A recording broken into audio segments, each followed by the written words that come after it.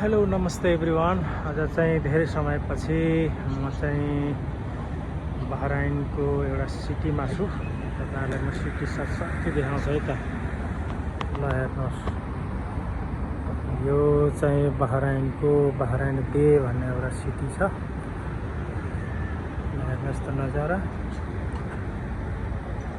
तो मैले काम गर्ने होटल रेस्टुरेन्ट चाहिँ यही ठाउँमा पर्छ। र यो चाहिँ फोर सिजन होटल हो। हेर्नुहोस् यहाँ बोटिङ गर्ने एरिया। तपाईको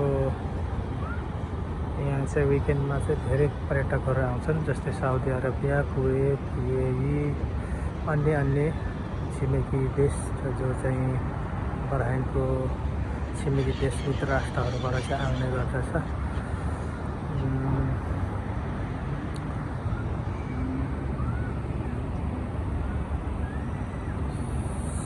शान्त र सुन्दर एउटा यो चाहिँ एसियाको सबैभन्दा सानो मुलुक, तेस्रो सानो मुलुक पनि हो यो बहराइन।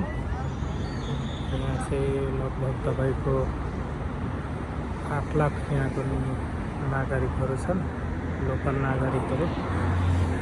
आजलाई यति नै, फेरि भेटौँला सानो ब्लग।